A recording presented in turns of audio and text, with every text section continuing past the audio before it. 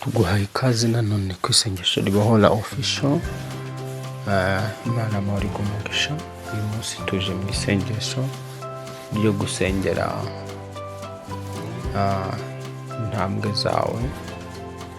Njye nawe tugiye gusenga kugira ngo intambwe zacu Imana izihutishe kandi kure ibisitaza n'ibigusha biri mu nzira yawe mu izina rya Yesu Kristo. Ubaye uri umushyitsi ukigera hano ku isengesho ribohora official, ugende udakoze sabone cyangwa subscribe kugira ngo ujye ubana natwe mu bihe byiza byo gusenga. Rero tunganya umutima wawe, uhuze n'ubwenge bwawe, hanyuma wirinde gushidikanya, hanyuma wizere. Dufate umwanya wo gusenga muri aya masaha mu izina rya Yesu. Imana iguhe umugisha.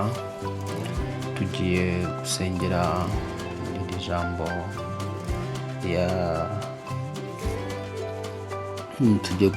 muri iri jambo riboneka muri Zaburi ya 73 n'umurongo wa 2. Zaburi ya 73 n'umurongo wa 2 niryo jambo tugiye kutuyobora, hanyuma twinjire mu mwanya mwiza wo gusenga. Kandi niwizera urabona ubwiza bw'Imana.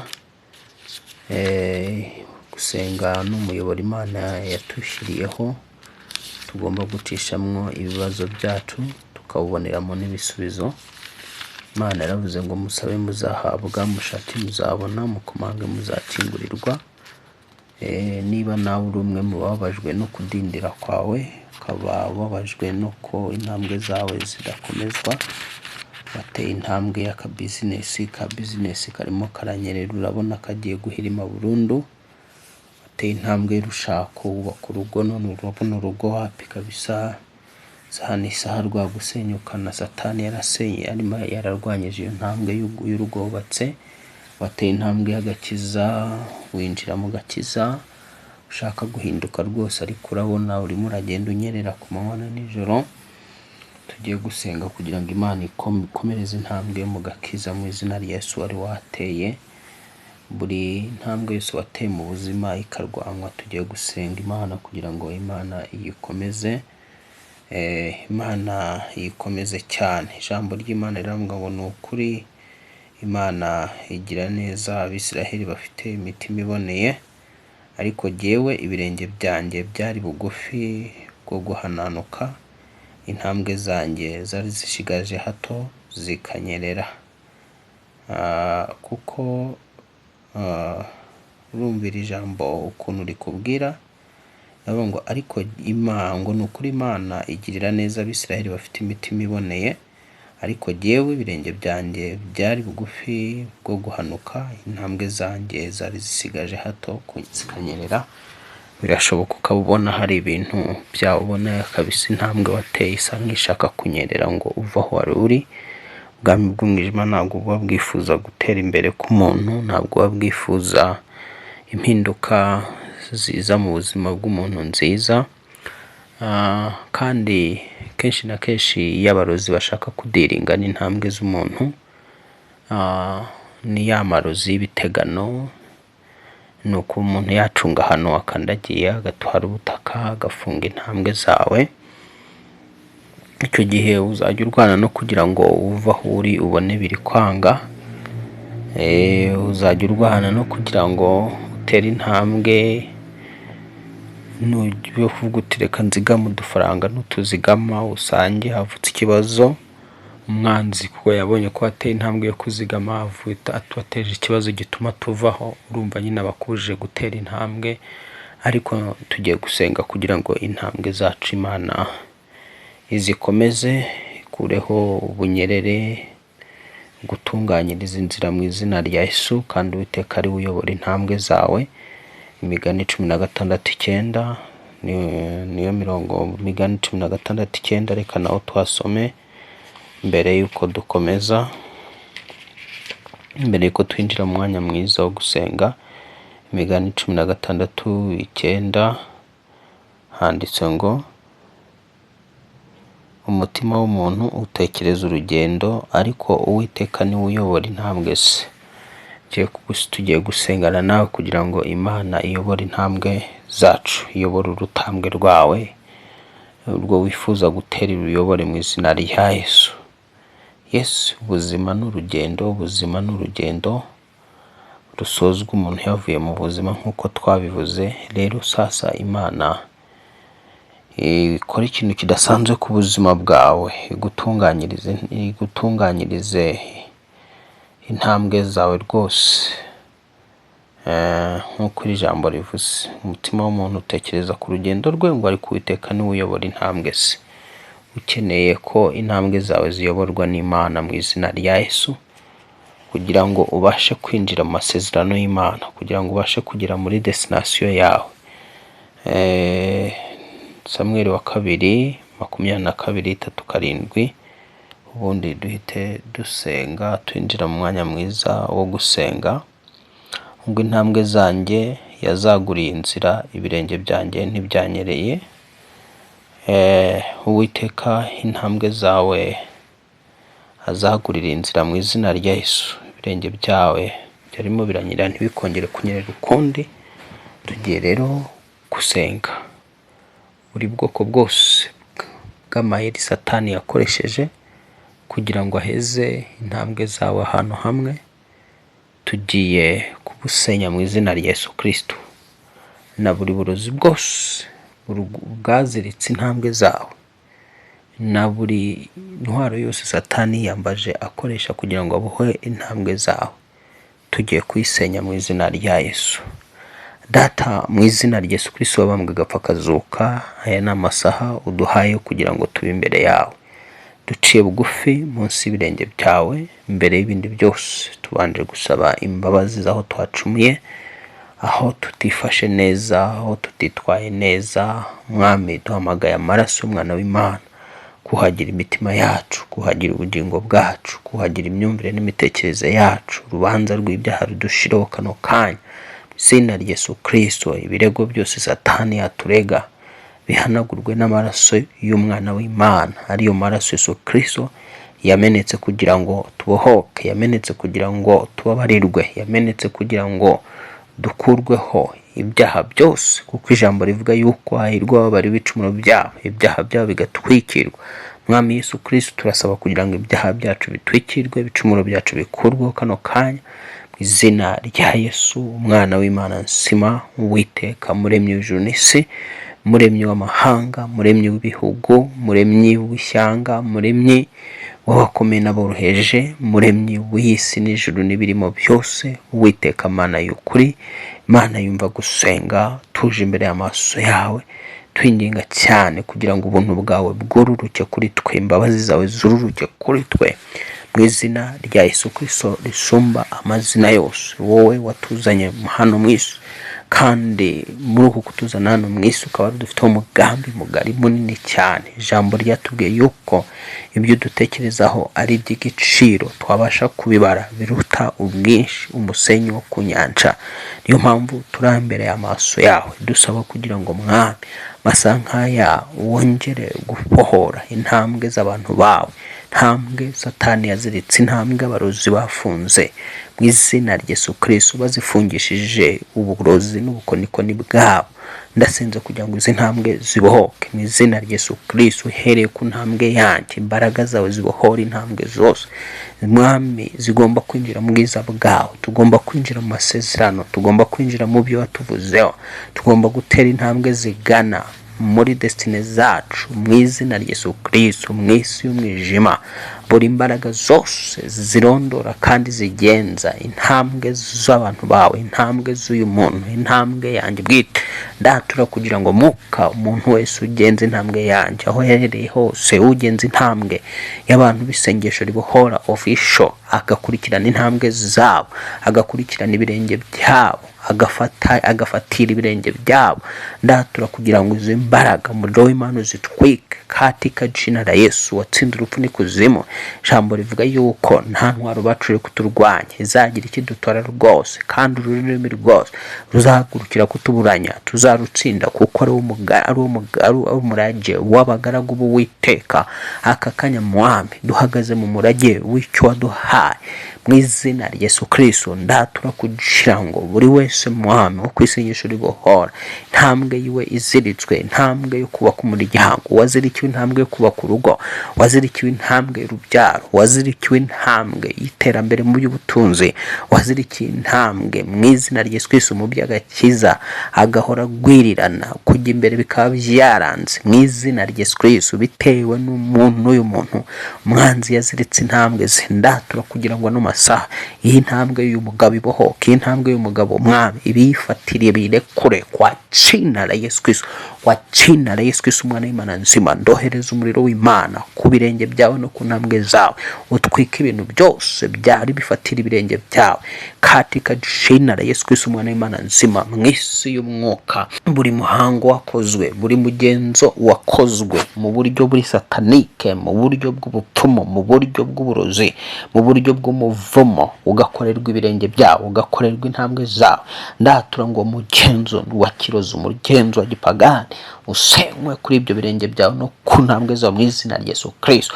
Ndagutandukanya na buri bwoko bwose bw'amarozi, ayo waba warenze, ayo waba waratambutse, akaba ariyo yafatiriye intambwe zawe. Buri ntambwe zawe ahantu hose zaba zarabohewe, izajugunywe munsi y'izina rya Yesu, izajyanwe mu misozi zikaziri Kristo. Ndatura ngo izajyanwe mu mashyamba, zikaboherwa mu mashyamba, zikurweyo mu izina rya Yesu Kristo. Izazirikiye ku bicaniro by'abapfumu n'abarozi n'abakonikoni, ntambwe zawe zikurwe kuri ibyo bicaniro mu izina rya Yesu Kristo. Ndatura kugira ngo ntambwe zawe uyu munsi Uwiteka ari uziyobora, Uwiteka aba ari we mu izina rya Yesu Kristo ugutunganyiriza inzira yaho ukandagira, yaho unyura, komeza intambwe zawe kwa jina la Yesu Kristo umwana w'Imana nzima. Buri ruzingo rwose rwari ruzinze, rwari ruziritse, buri kiziriko cyose cyari kiziritse intambwe yawe n'iyanje, ndatura ngo gicike mu izina rya Yesu Kristo watsinze urupfu n'ikuzimu.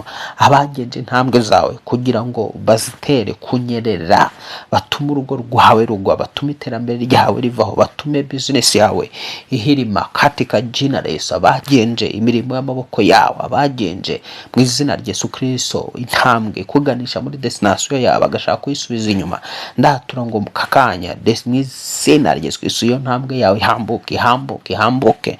Nohereje umuriro w'Imana kuri ibyo birenge byawe, nohereje umuriro w'Imana kuri izo ntambwe zawe katika jina la Yesu. Buri kimwe cyose cyari kicari ikirenge cyawe katika Yesu, ibyatumaga gutambuka ari ikibazo kuva ku rwego ujya ku rundi byarananiranye, ndatura ngo izo mbaraga zishaka kuguheza ku rwego rumwe zishye zikongoke katika jina Yesu, katika jina Yesu. Kuko ibi handitse yuko ibimenyetso n'ibitangaza bizagumana n'abizera, ariko tuzirukana abadayimoni mu izina rya Yesu Kristo. Tese kiriya horia, ndatura kugira ngo muri uyu mwanya mu izina rya Yesu abahagurukiye kurwanya ubuzima bwawe, kurwanya imibereho yawe, abatifuza yuko hari intambwe watera, abatifuza yuko niyo wateye, abifuza yuko niyo wateye yasubira inyuma mu izina rya Yesu. Iyo migambi yose ndayisenya kuri wowe, ndayisenya ku birenge byawe no ku ntambwe zawe mu izina rya Yesu Kristo. Ijambo rivuga yuko migambi yawe itazahama ndetse itazasohora ku Uwiteka bitekereje, ariko bizasohora katika jina la Yesu. Ndaburizamwe imigambi yose wagambirwagaho n'abanyakibi, imigambi yose wari waracuriwe n'ubwami bw'umwijima mu izina rya Yesu. Imishinga Satani afite ku buzima bwawe, abarozi bafite ku buzima bwawe mu rwego rwo kugira ngo imyaka yawe uyimare ishiriye ubusa, nta kintu ugezeho, mu izina rya Yesu Kristo umwana w'Imana nzima. Iyo migambi yose ndayisenya, ndayirimbura mu izina rya Yesu Kristo. Yeremiya 10 washyize ijambo ryawe mu kanwa kanje, kiri hejuru y'abamini b'ibihugu, kubika, kurandura, gusenya, kubaka no gutera imbuto mu izina rya Yesu Kristo. Ndayasenya mu mbaraga z'umwuka wera buri kintu cyose cyari gifatiriye intambwe zikuganisha mu masezerano yawe katika jina Yesu. Ndatura kugira ngo umunsi Uwiteka guteza intambwe, agukwane mu bukode, Uwiteka guteza intambwe, akubakira urugo mu izina izina rya Yesu Kristo umwana w'Imana nzima. Uwiteka guteza intambwe, ukira indwara zose wari urwaye, ubaho ukire mu izina rya Yesu. Uwiteka guteza intambwe yo gusama no kubyara mu izina rya Yesu Kristo watsinze urupfu n'ikuzimu.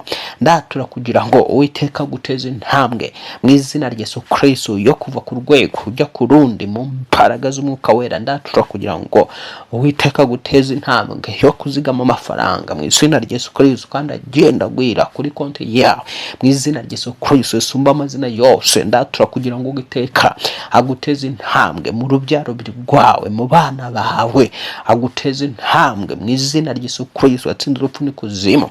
Ndatura kugira ngo Uwiteka aguteze intambwe mu izina rya Yesu Kristo. Iduka ryawe ribyara irindi duka mu mbaraga z'umwuka wera. Ubworozi bwawe bugende buja imbere, bugende bwororoka mu izina rya Yesu Kristo. Ndatura kugira ngo agakiza kawe karusheho kuja imbere mu izina rya Yesu Kristo. Gukiranuka kwawe kurusheho kuja imbere, kubaha Imana kurusheho kuja imbere mu izina rya Yesu Kristo. Buri imbaraga zose zitifuzaga kuva aho uri, zari zigose ibirenge byawe, zari zigose intambwe zawe katika Jesus, ndetse nizishaka kugira ngo uve mu mwanya wari uhagazemo usubizwe inyuma, yemwe mwambaraga mwe, ndabategeka guhunga ibirenge by'umuntu, ndabategeka guhunga uyu mwana w'Imana kwa jina la Yesu Kristo, kwa jina la Yesu Kristo. Nta mugabane mufite kuri ubuzima bw'uyu muntu, nta mugabane mufite ku mibereho y'uyu muntu katika jina la Yesu Kristo mwana Nazareti wamgapfa akazuka.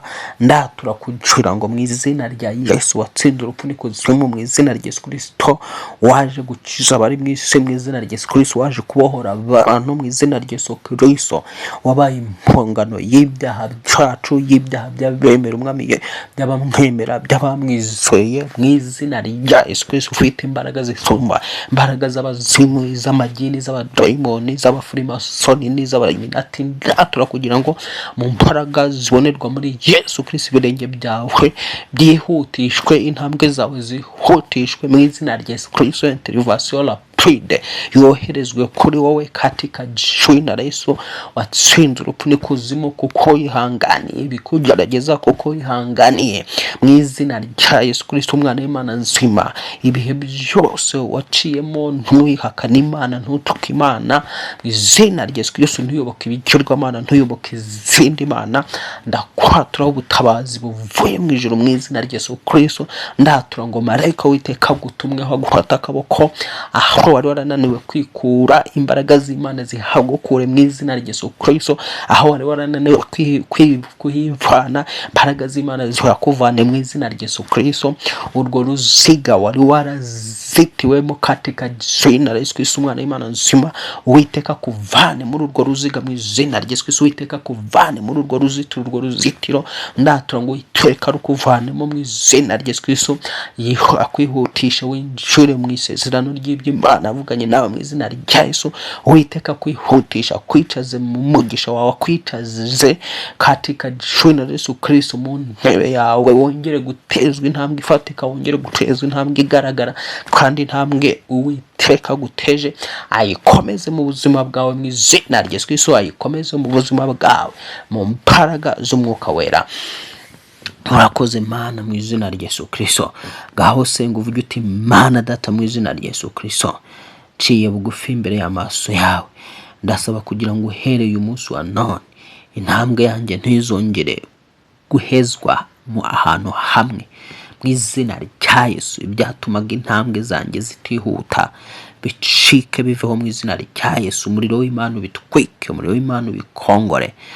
Fata ku birenge byawe, hanyuma dusengera ibyo birenge byawe. Imana yihutisha intambwe za mu izina rya Yesu.